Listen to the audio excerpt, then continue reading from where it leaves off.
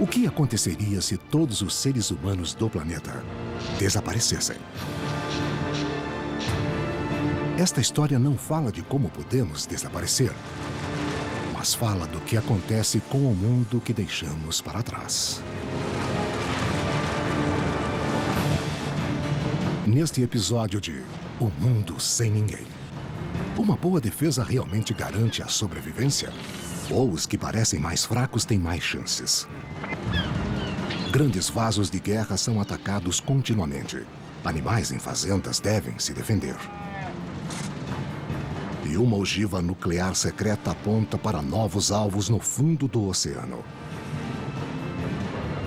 Este é o começo de uma viagem que nos levará da cidade de Denver ao fundo do mar. Assim como a um lugar assombrado da cidade de Nova York, já abandonado pelo homem. Bem-vindos à Terra. População zero.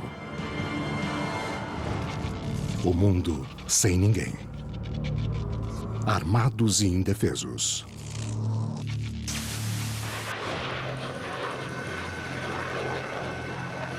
Nada no mundo é mais resistente do que as máquinas de guerra criadas pelo homem.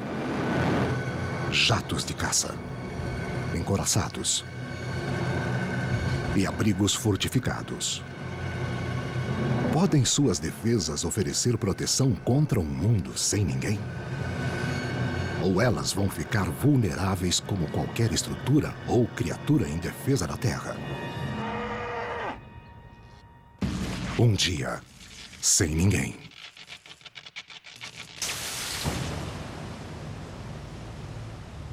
Um dia sem seres humanos. Nas profundezas do Oceano Pacífico, uma relíquia da Guerra Fria entre os homens. É uma bomba-relógio. Em 1968, o submarino soviético K-129 afundou em circunstâncias misteriosas. Ele levava um mini-arsenal de armas atômicas, que incluía 2 torpedos nucleares e 3 mísseis SS-N-5 Serb, cada um com uma ogiva de 1 megaton. Em 1974, a CIA resgatou parte do submarino. Mas o resto dele, inclusive os mísseis, continuam no fundo do mar, a quase 5.000 metros.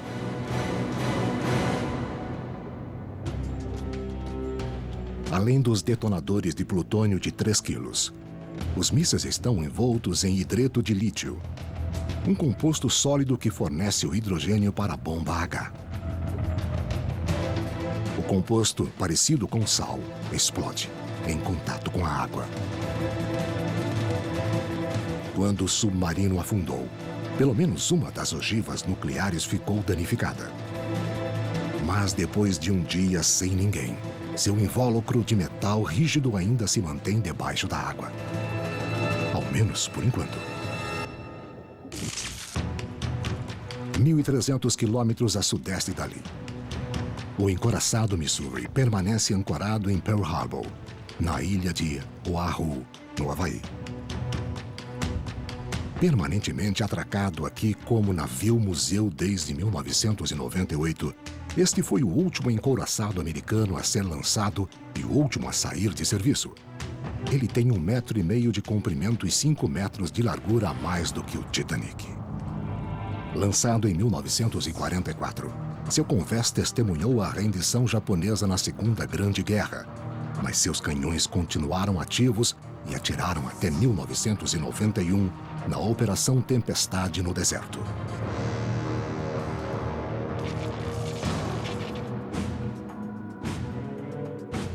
O Missouri está bem armado para lutar contra aviões e navios inimigos. Mas este aparelho encontrado sob o convés, em um canto da sala de refeições, é sua defesa-chave em um mundo sem pessoas.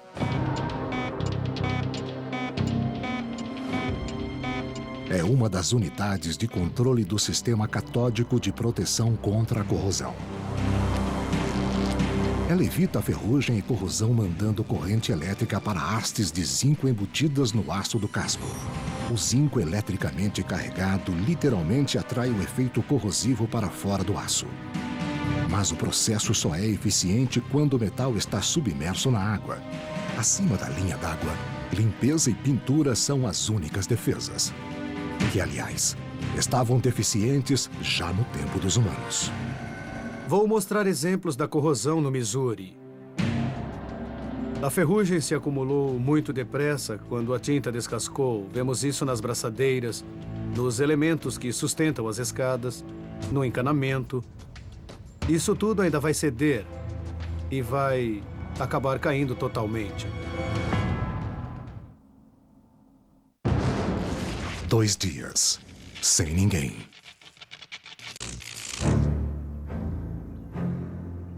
Dois dias sem seres humanos.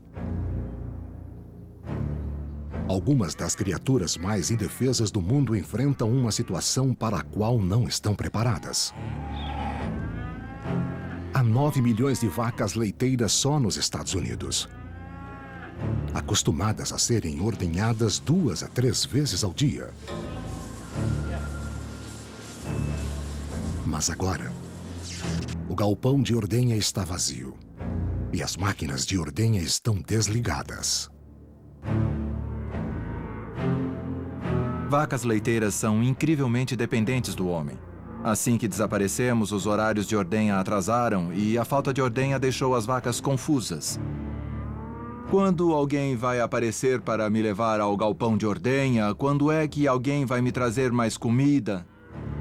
E elas ficam mugindo e fazendo barulho para nos comunicar que precisam de atenção. Embora algumas desenvolvam infecções no úbere, a dor e o desconforto da maioria são apenas temporário. A grande maioria vai passar por um processo que chamamos de secagem. Vão parar de produzir leite. O leite retido no úbere vai ser reabsorvido pelo organismo e seu sistema vai mandar que ela pare de produzir leite. Isso em cerca de 2 semanas. Mas nem toda vaca leiteira estará a salvo. Provavelmente os animais sob maior estresse e que teriam mais problemas com o desaparecimento dos humanos seriam os bezerros, porque são absolutamente vulneráveis e dependentes dos humanos. Os bezerros eram alimentados pelos humanos 2 vezes por dia. As mães estavam tão condicionadas a produzir grande quantidade de leite que nem davam atenção aos bezerros. Agora, as vacas adultas também dependem dos humanos para comer. Se o gado não se alimentasse, ficaria andando a esmo, ficaria desorientado, empurraria os portões para que se abrissem, mas provavelmente não se abririam. E acabaria ficando mais fraco, se deitaria no chão e acabaria morrendo por falta de comida. 3 dias, sem ninguém. 3 dias sem seres humanos. 4.000 caças a jato, bombardeiros e outros modelos jazem em formação no deserto do Arizona. Um manto branco recobre essa frota fantasma. E não são pilotos, mas coiotes, que frequentam o lugar. Este espaço é um centro de manutenção e regeneração. No tempo dos humanos, o local funcionava como cemitério e entreposto de aviões militares. Os aviões daqui são mais bem preparados para uma vida sem humanos do que em qualquer outro lugar do mundo. O selante de látex branco, conhecido como spray lat, é o que mantém os aviões em condições originais. A cabine está selada. As células de combustível, os tanques também estão selados. Cada parafuso da estrutura e todo o sistema de combustível também estão selados. O selante isola da poeira e da chuva, enquanto a cor branca repele o calor. O interior dos aviões nunca alcança mais do que 10 graus de temperatura além da temperatura externa, seja ela qual for.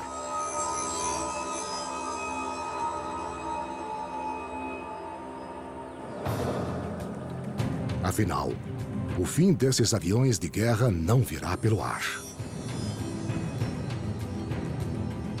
mas pelo chão, abaixo.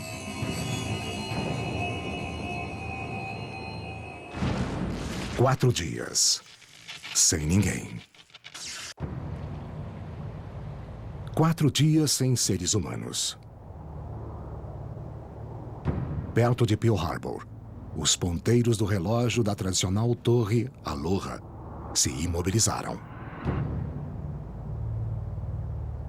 Instalado em 1926, o famoso relógio era movido a grandes peças que agora chegaram ao fim de seu ciclo de funcionamento. Normalmente, o relógio era realimentado por eletricidade a cada 2 dias, mas a força acabou definitivamente na ilha inteira. Isso também significa o fim do sistema elétrico de proteção contra a corrosão do USS Missouri. A água do mar começa a corroer o casco. E vindo do céu, um novo tipo de ataque começa a atingir o Missouri.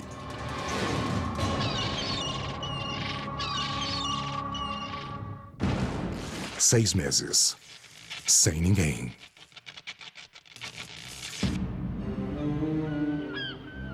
Seis meses sem seres humanos. Os pássaros do Havaí estão se aglomerando em uma nova ilha. Os pássaros não vão ter problemas de ficar ali. Vão tratar o navio como uma ilhota qualquer. Os pássaros levam nova vida aos convéses do Missouri, descarregando sementes não digeridas, que se alojam nos 5.000 metros quadrados de pisos de madeira do navio. O encouraçado Missouri tem convéses de madeira, um material orgânico. E vai haver terra e folhas por ali, como em qualquer lugar em terra. É só uma questão de tempo. Enquanto o Missouri se torna a mais nova ilha do Havaí, no Pacífico, a embalagem de metal da ogiva nuclear russa está para ceder. 15 anos, sem ninguém. 15 anos sem seres humanos.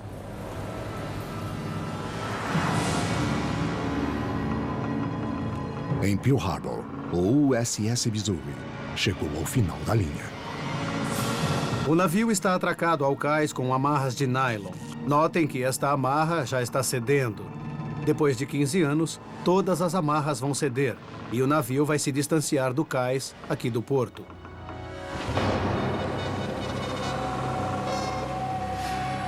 Sem amarras, o imponente navio se afasta do cais. À deriva, qual será seu destino?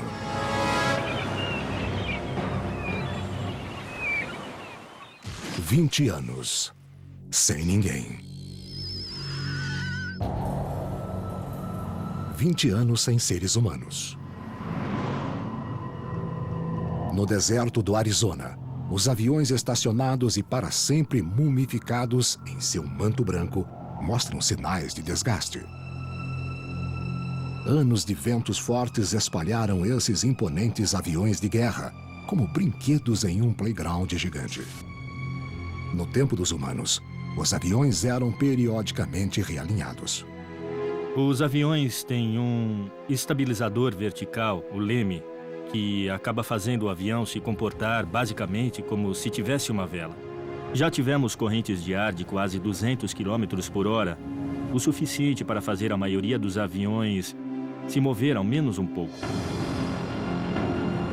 Os humanos também cuidavam da selagem protetora para que qualquer avião pudesse voltar ao serviço, se preciso. Os aviões que nunca receberam esses cuidados sofrem com as consequências.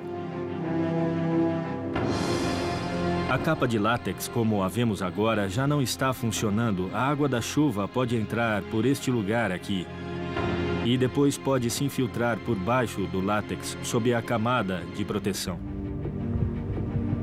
Agora, após 2 décadas sem manutenção, Cada avião estacionado aqui está sendo castigado. A tinta está gasta e a ferrugem corrói as juntas. O vidro das cabines está opaco pela ação dos raios ultravioletas e os motores se tornaram abrigos para pássaros. As asas dos aviões não vão cair. A estrutura das asas é a mais forte da aeronave. Suporta todo o peso do avião quando em voo e quando o avião está no chão. Então, em uma vida sem seres humanos, nós vamos ver as asas aí mesmo, no lugar, por muito tempo. Mas os aviões não vão ficar aqui a tempo de perderem suas asas. O que vemos aqui é um exemplo de erosão causada por enxurrada de água de chuva.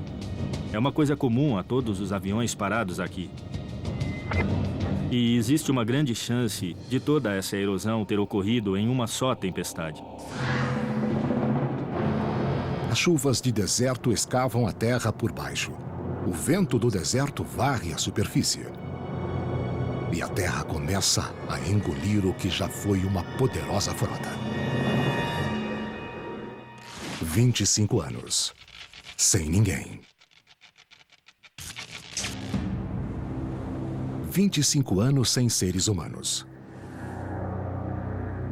3 mísseis nucleares russos ainda estão no fundo do Pacífico. Cada ogiva nuclear de 1 megaton contém uma substância que explode em contato com a água. Mas tudo está dentro de um invólucro metálico revestido por um escudo antitérmico e anti-atrito de reentrada na atmosfera. Mas qualquer rachadura em um dos invólucros pode ceder à pressão do fundo do oceano. Agora, depois de 25 anos sem ninguém, o mar começa a penetrar dentro de uma das bombas.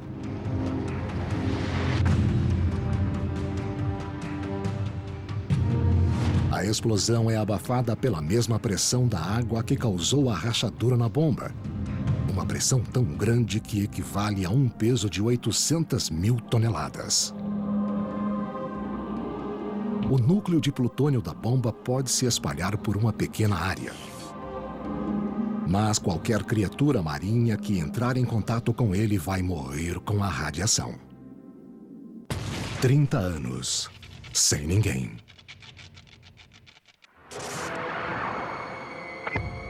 30 anos sem seres humanos. Em terra, a maioria das vacas leiteiras já morreu. Mesmo as que acharam comida na fazenda ou as que escaparam dos currais não conseguiram se reproduzir. Para manter a produção de leite, as vacas leiteiras precisavam engravidar pelo menos uma vez por ano. No tempo dos humanos, isso era conseguido usando inseminação artificial. Muitas vacas leiteiras nunca chegaram a ver um touro na vida. Mas houve exceções. E agora esses enclaves de vida de vacas sobreviventes vão passar por uma rápida evolução que as levará de volta à natureza. Lugares como as planícies do Colorado serão um pasto ideal para elas.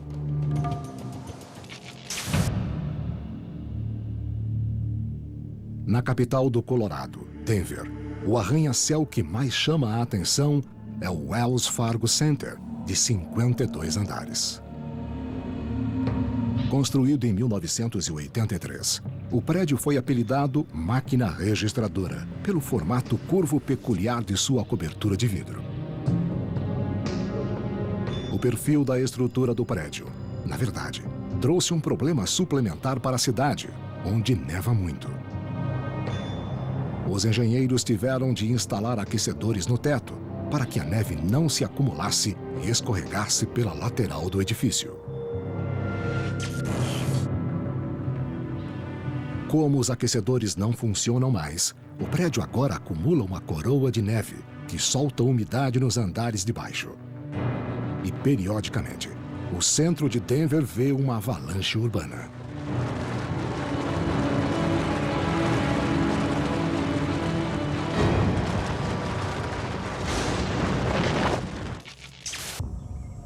Após 45 anos de vida sem seres humanos, a paisagem urbana está cheia de cenas estranhas. Esse é um futuro que já aconteceu em uma ilha a 1 quilômetro da cidade de Nova York. Um lugar raramente visto pelo público. Até agora. 45 anos. Sem ninguém. Após 45 anos de vida sem ninguém, os rastros dos homens diminuem a cada dia. Esse futuro já aconteceu a 1 quilômetro de distância de uma das maiores cidades do mundo. Enquanto a população da ilha de Manhattan é de 1,5 milhão de habitantes. Perto dali, a ilha North Brother tem uma população de 0. As primeiras construções daqui são de 1880. A ilha pertence à cidade e serviu a vários propósitos. Para abrigar veteranos da Segunda Grande Guerra. Como local de isolamento de doenças infecciosas. E mais tarde, para tratar de viciados. Cada antigo morador deixou uma marca peculiar na vida da ilha desabitada. Atrás de mim, vemos um prédio construído para ser um hospital de doenças contagiosas em 1943. Foi usado até 1964. Nesse ano, o lugar onde estou era um largo e bem mantido bulevar que cortava a ilha. Era a avenida principal. Este hidrante fica em frente ao hospital e ficava na calçada junto ao meio-fio. Embaixo desta camada de plantas, ainda existe pavimento. Há uma camada de terra agora que levou cerca de 45 anos para se acumular. O Hospital Riverside da ilha North Brother começou a funcionar em 1881. Foi demolido em meados do século XX. Mas boa parte de seu complexo ainda existe. Aqui em 1907, Nova York ficou em quarentena em sua mais notória portadora de doença infecciosa. Maria Tifoide. A febre tifoide era uma doença mortal habitualmente transmitida por água contaminada. O contágio diminuiu à medida que o saneamento melhorou. Mas Maria Tifoide foi uma grande ameaça a Nova York. Seu nome real era Mary Mellon, uma cozinheira que era o que se chama de portadora saudável. Ela espalhou a doença sem nunca contraí-la e foi acusada oficialmente por infectar 53 pessoas, apesar de muitos acharem que ela foi responsável por mais de 1.400 casos. Ela foi confinada na ilha North Brother em 2 ocasiões. A primeira foi em 1907. E ela acabou morrendo na ilha em 1938. Isolada da cidade pela água, a ilha North Brother dependia inteiramente de barcos levarem suprimentos à sua população, de comida a combustível.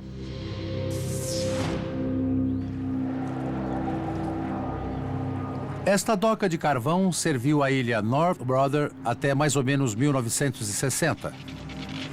O cais era ponto de descarga de barcas que traziam carvão para cá. A maior parte das pranchas apodreceu, mas os enormes parafusos de ferro de 25 ou 30 centímetros dão uma ideia de até onde as pranchas chegavam. Estamos sobre uma plataforma de concreto que está suspensa sobre o canal e sobre a praia, com cais e estruturas de madeira. O concreto cedeu e rachou porque a estrutura de madeira começou a deteriorar.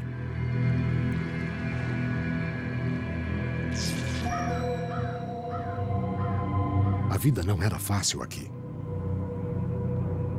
Onde pessoas doentes esperavam se curar de doenças que aterrorizavam o mundo exterior. As estruturas que abrigavam os doentes estão agora em condições críticas. No prédio mais antigo de todos, décadas de gelo e degelo mexeram com as paredes. Dentro, As velhas caldeiras a carvão estão enferrujadas com a umidade. Enquanto o resto do hospital está cedendo ao crescimento desordenado e contínuo de plantas.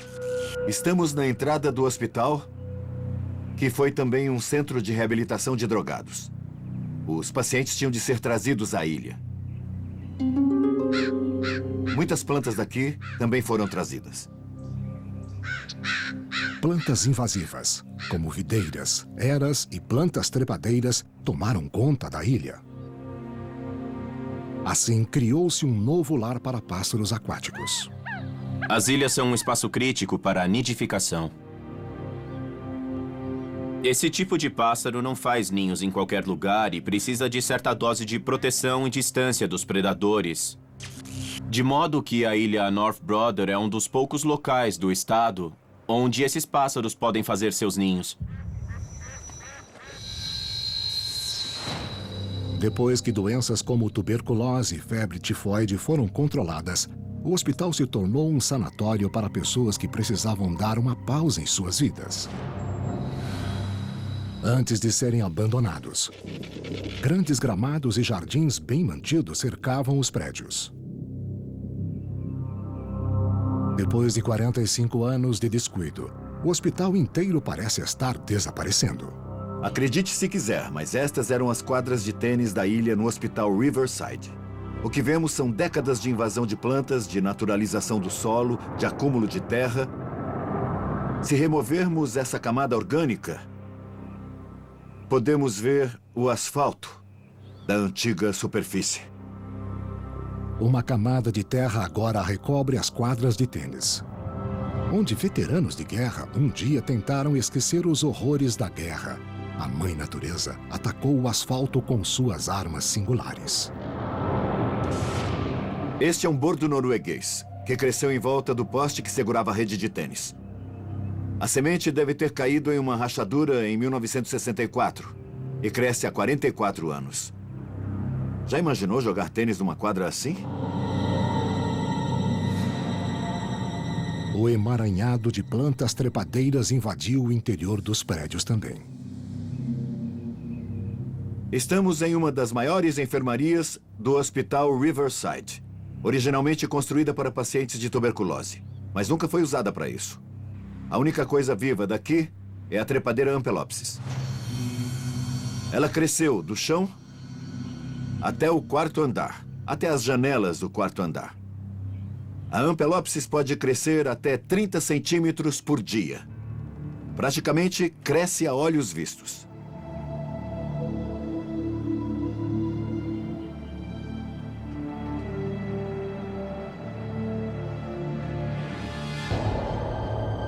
Nas décadas de 1950 e 60, viciados em drogas foram tratados nesta ilha. Estranhas obras de arte revelam sua trágica condição. Em 1964, para um viciado em heroína que tem de largar tudo de repente, não era nada agradável ficar aqui. Pode-se ver que a ferrugem se expande e causa a deterioração. A tela à minha direita é muito grossa e mantinha os viciados bem afastados de todas as janelas. A porta de entrada tem um olho mágico muito pequeno e uma grande trava. Uma vez aqui dentro, a pessoa só saía quando dissessem que podia. Uma das inscrições na parede diz: "Ajudem-me, estou aqui contra a minha vontade". Muitos outros detalham nomes, bairros e lugares ou ruas de toda Nova York. Depois de 50 anos sem pessoas, ninguém se lembra de seus nomes. O colapso das defesas do prédio é mais visível neste ponto. No pó de gesso acumulado junto na base da maioria das paredes. Gesso é o material de construção mais mole daqui e foi o primeiro a se soltar quando as janelas quebradas deixaram a umidade entrar. O que aparece por baixo são grossos tijolos, usados para isolar um quarto do outro. Este prédio indica que foi construído para isolamento para o silêncio. Quando foi construído, originalmente, o prédio devia ser um sanatório para tuberculosos.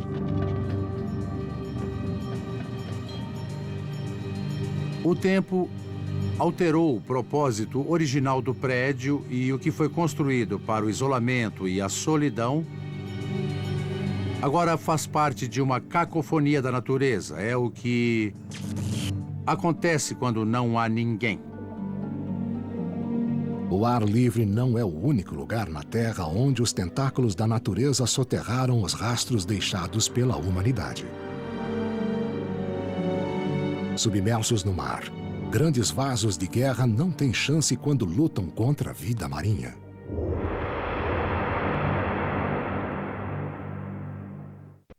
"50 anos, sem ninguém." São 50 anos sem seres humanos. Na ilha havaiana de Oahu, as estradas que vão de Honolulu a Pearl Harbor foram invadidas pela selva. Para ver como a estrada para Honolulu vai ficar quando não houver mais ninguém, é só conhecer a Estrada Pali. Ela foi fechada em 1960. E aqui vemos um vestígio da linha central e a vegetação da montanha invadiu todo esse lado da estrada. E mais para baixo, invadiu a estrada pelos dois lados, até que só restou uma passagem bem estreita. 65 anos, sem ninguém. 65 anos sem seres humanos. Até a mais robusta construção de guerra começou a decair. Na costa francesa, canhões silenciosos, arame farpado e obstáculos de aço nas praias sucumbem à corrosão.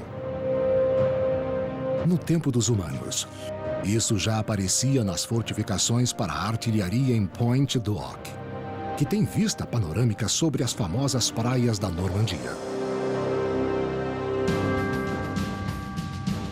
Essas fortificações fazem parte da Muralha do Atlântico, construída pelos alemães na Segunda Grande Guerra para manter os aliados fora do norte da Europa. Em 6 de junho de 1944, Pointe du Hoc foi atacada por forças americanas durante a grande invasão do Dia D. As fortificações em Pointe du Hoc podem ser consideradas um fracasso militar por não conseguirem deter uma invasão pelo mar, mas, do ponto de vista de construção, são um sucesso. As estruturas são muito duráveis, mas estão começando a se deteriorar. Os abrigos e bases para canhões ao longo de toda a costa da Normandia foram construídos usando concreto armado reforçado com hastes de aço. Feitos durante a guerra, sob a ameaça constante de uma invasão, a construção foi muito rápida. Muitas vezes, conchas foram adicionadas ao concreto que, em alguns casos, não teve tempo suficiente de curar antes que bombas começassem a cair. Esses pontos fracos deixaram os abrigos vulneráveis não só às bombas, mas à corrosão futura. O concreto se deteriora tipicamente por certas razões causadas pela reação de fatores externos ao solo ou a ciclos de gelo e degelo. Mas nada disso acontece em Pointe du Hoc. O principal problema das estruturas tem a ver com os reforços de aço. Umidade e sal no ar entram nos abrigos através de poros e fendas do concreto. Isso faz com que os reforços de aço fiquem corroídos. Eles se expandem e racham o concreto que os envolve. Aqui temos um ótimo exemplo do que acontece quando o aço se corrói. Bem ali, pode-se ver o concreto rachado e a deterioração resultante do aço dos reforços. Pode-se ver que a ferrugem se expande e causa a deterioração. Isso tem conserto, mas num mundo sem ninguém, a corrosão vai continuar a deteriorar a estrutura. Os romanos usaram concreto para construir algumas de suas monumentais estruturas, muito antes de inventarem reforços de aço. Essa aparente fraqueza, na verdade, dá a elas uma vantagem no mundo sem ninguém. Em um mundo sem ninguém, o concreto não reforçado pode, na verdade, durar mais.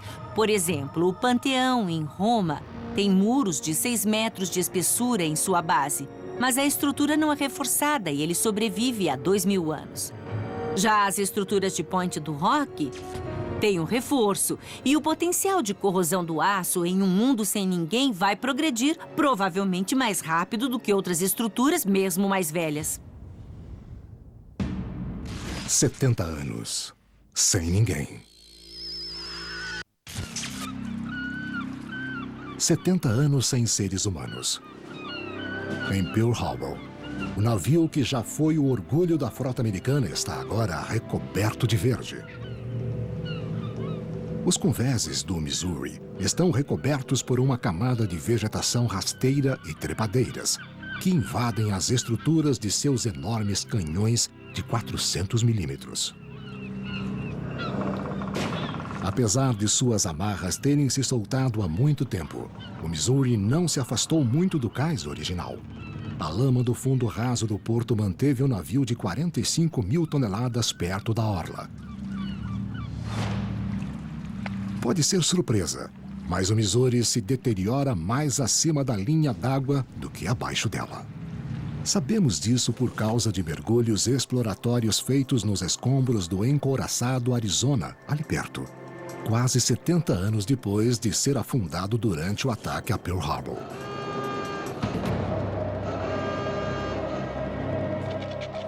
Depois de décadas submerso, as partes expostas do Arizona ficaram muito enferrujadas. Mas abaixo da linha d'água, o casco ficou preservado por uma infinidade de esponjas, espirógrafos e corais. Basicamente, a incrustação é uma casca que recobre o navio. Na verdade, protege o navio da corrosão, diminui o ritmo de corrosão. Quando há incrustações, a corrosão é muito mais lenta. E enquanto a vida marinha forma uma camada protetora no aço do casco do Arizona, os convéses de madeira ficam recobertos por uma camada de lama e sedimento, que também protege. Os organismos que perfuram a madeira, que teriam deteriorado o convés, são afastados e o convés fica bem preservado. Se retirarmos a camada de lama, vamos ver que a madeira está lisa e dura, como no dia do ataque, quando os marinheiros ainda caminhavam por ali. 70 anos depois de afundar, estimou-se que o Arizona ainda tinha quase 2 milhões de litros de combustível, a maioria presa nos tanques do navio em compartimentos submersos. Vários litros de óleo vazam do navio todos os dias e emergem para a superfície como um ferimento que sangra. Será esse o destino do Missouri? Ou será outro o caminho de seu fim no mundo sem ninguém? E em Denver, a maior avalanche ainda está por vir. 200 anos. Sem ninguém. 200 anos sem seres humanos. Despido de suas defesas, o prédio mais conhecido de Denver vem soltando avalanches repetidamente sobre a rua lá embaixo. A próxima avalanche não será de neve, mas de aço. No tempo dos humanos, engenheiros da Universidade Estadual do Colorado estudaram as várias maneiras como um arranha-céu pode desmoronar. Nesta maquete, as pesadas placas de aço representam os andares do edifício. E os pinos de madeira, comparativamente mais fracos, representam a estrutura enfraquecida pela corrosão. Um andar alto que desmorona pode causar uma violenta cascata.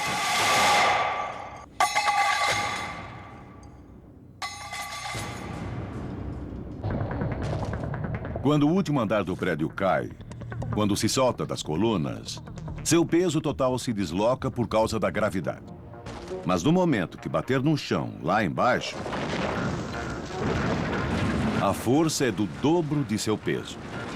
E esse efeito só aumenta à medida que os andares caem.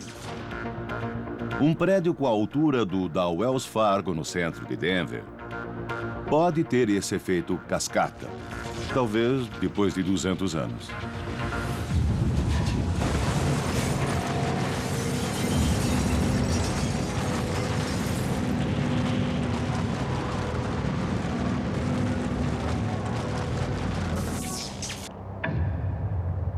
Fora de Denver, nas planícies do Colorado, os descendentes do gado doméstico se adaptaram a um novo estilo de vida. O futuro gado seria composto de animais muito diferentes dos que vemos nos pastos e planícies de hoje. Seria bem menor, mais rápido, mais ágil, capaz de escapar dos predadores de modo mais eficiente, com características mais parecidas com as dos cervos. Ainda mais impressionantes seriam as manadas de bisões das pradarias. Antes de serem caçados quase até a extinção pelo homem, havia 60 milhões desses animais espalhados pela América. No século XXI, essa população tinha definhado para 350 mil.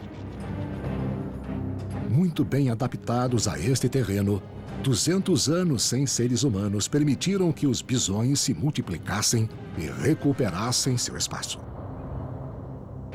250 anos sem ninguém.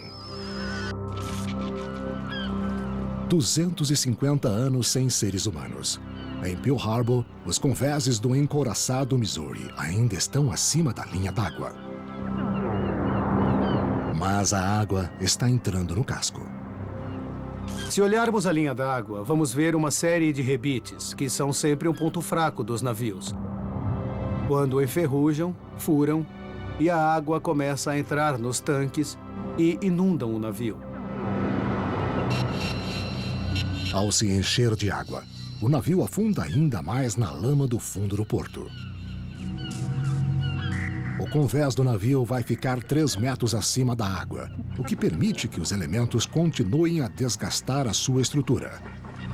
Quanto tempo o casco do Missouri vai conseguir ficar intacto?